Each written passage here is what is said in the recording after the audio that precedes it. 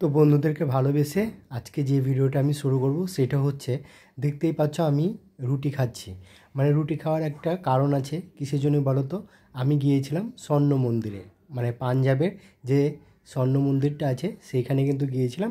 আর আমি মানে কি বলবো, ওই স্বর্ণ মন্দিরে ঢুকতে গেলে যে মাথায় মানে কিছু দিয়ে ঢুকতে হয় সেইটা কিন্তু আমার জানা ছিল না। যাই হোক, দেখতেই পাচ্ছ আমার কিন্তু ওই মাফলারটা ছিল, সেটা দিয়ে কিন্তু আমি মাথায় জড়িয়ে নিয়েছিলাম।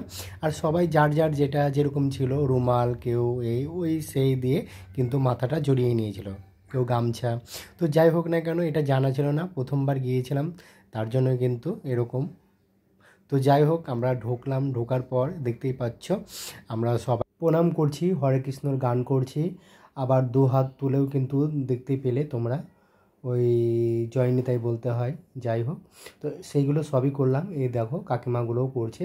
তো এইখানে একটা কৃষ্ণ ঠাকুর আর রাধার মানে যে মূর্তিটা ছিল কতটা সুন্দর। আর এইখানে গাছগুলো না এতটা সুন্দর, কি বলবো, সব কিন্তু গোলাপ ফুলের গাছ, ঠিক আছে, দেখতেই পাচ্ছ তোমরা।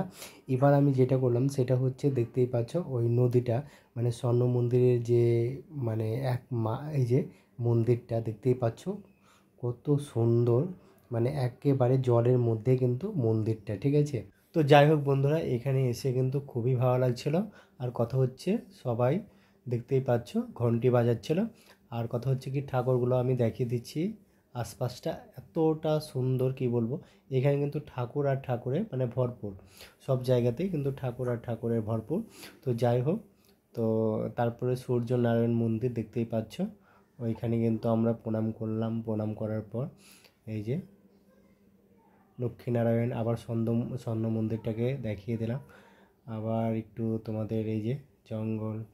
তো যাই হোক, এখানে এই যে তারপর চলে এলাম কোথায়, এবার বন্ধুরা আমরা চলে এলাম, এই দেখো এটা হচ্ছে রাধাকুঞ্জ, ঠিক আছে, রাধাকুঞ্জ আর কৃষ্ণকুঞ্জ বলে দুটো আছে। যেহেতু আমরা বৃন্দাবন মানে দর্শন করতে গিয়েছিলাম, তো সেইখানে আমার শরীরটা একটু খারাপ ছিল, ঠান্ডা ছিল।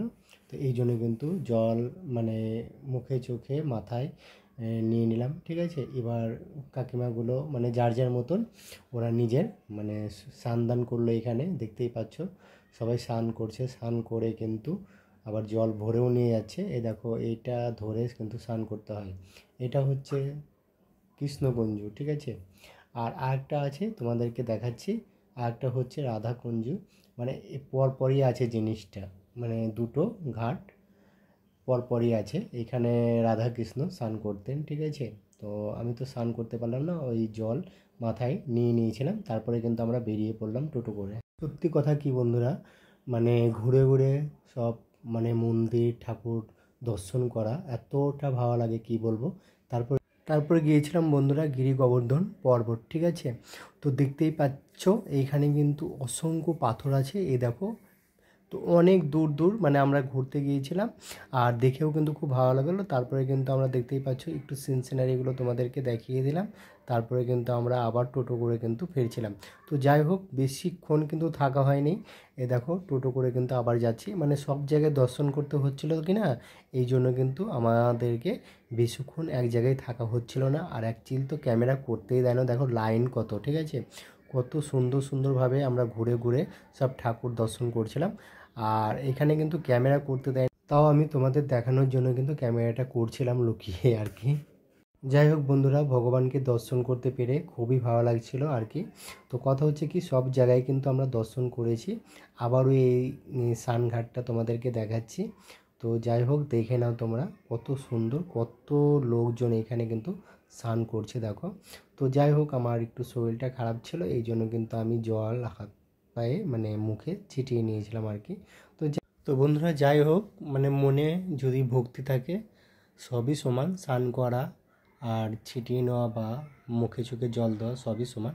তো যাই হোক, আবারও কিন্তু দেখিয়ে দিলাম তোমাদেরকে। আর দেখতেই পাচ্ছ এই ঘাটে কিন্তু নামতে গেলে এই যে এইটা চেনটা ধরে কিন্তু নামতে হয়।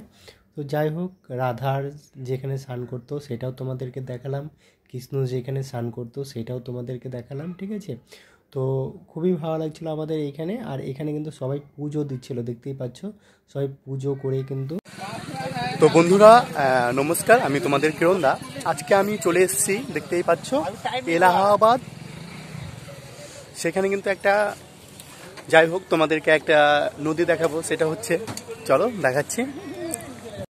এই দেখো, তোমাদেরকে দেখাচ্ছি নদীটা। নদীটা এত সুন্দর। নদীটা হচ্ছে ত্রিবেদী নদী, মানে